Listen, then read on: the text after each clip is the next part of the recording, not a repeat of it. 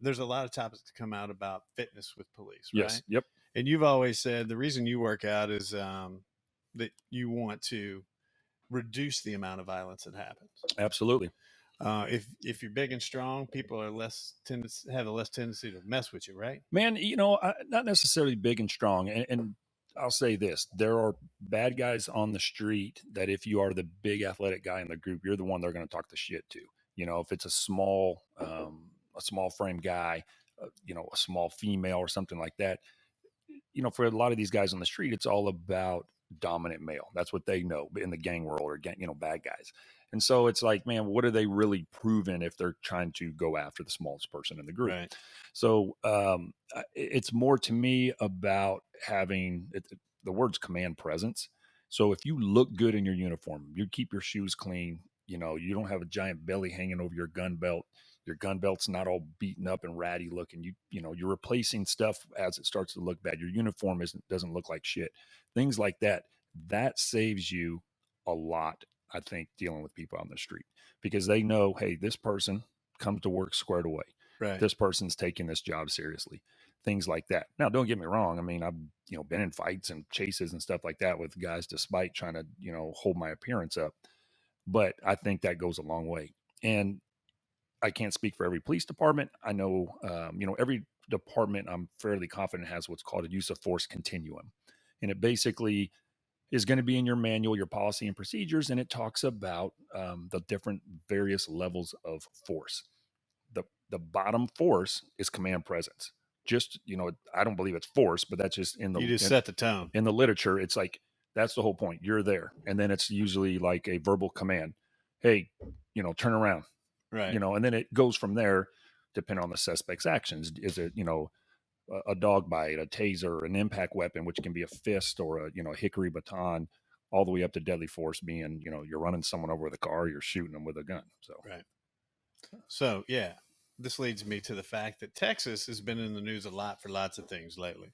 But one of the things they just passed was and they're getting a lot of flack for it, is that there is a minimum or maximum waist size that you can have to be a police officer in the Texas State Police, correct? it's Department of Public Safety. It's basically like they're troopers. Gotcha. Uh-huh. Yeah, so it's something that the administration, I guess, for a little while has had or wanted, and they couldn't enforce it during the COVID time, and just now it's gone back through. So I think there's roughly about 4,000 DPS, troopers down there in the state of Texas, and I saw the numbers, and it was just a little over 200. It was like 213 or something like that failed the measurement test. So what is the measurement?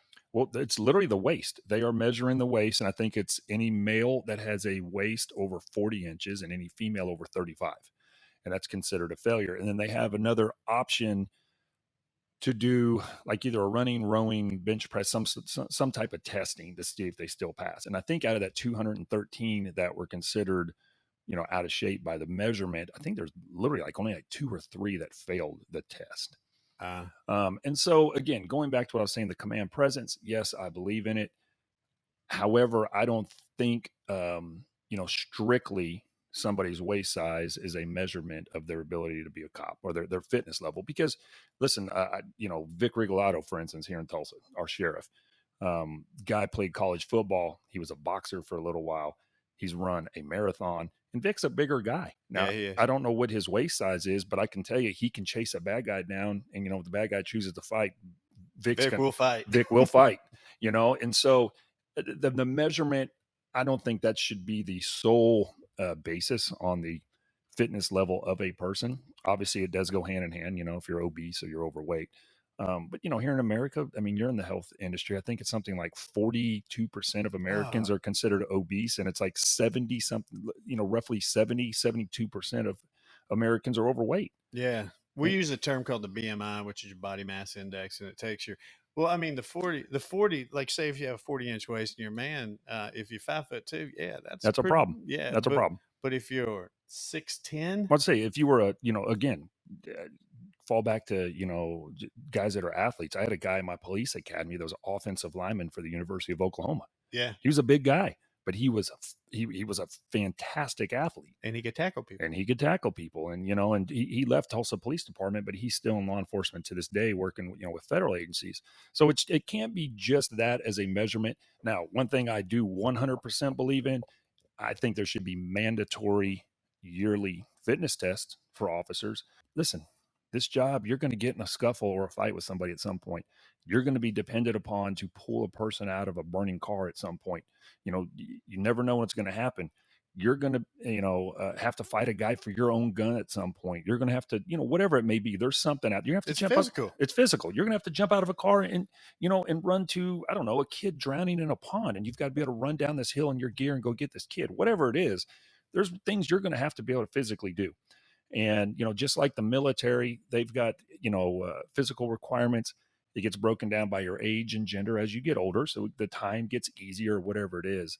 And I think every department should have that. So what I hear you saying is, yes, we should have physical testing. Yes, we should have a physical every year for cops just to help them. Absolutely. That's called preventive maintenance, right? Well, I mean, we can do a full podcast just on this. Then you're getting into the healthcare costs. Oh my God, yeah. People. I mean, and like I said, that's your expertise, but the people that are obese or overweight, how much higher their medical expenses are a year, the impact on the insurance industry, workman's comp. There's a lot of injuries in the police job to begin with. Right. I mean, even things as simple as you're getting out of your car and you just twist your body and your back locks up because you're wearing a gun belt for years and years, sitting in your car in one position. And this happens, it legit happens. Everything from that to, you punch a guy and break a hand, whatever it may be.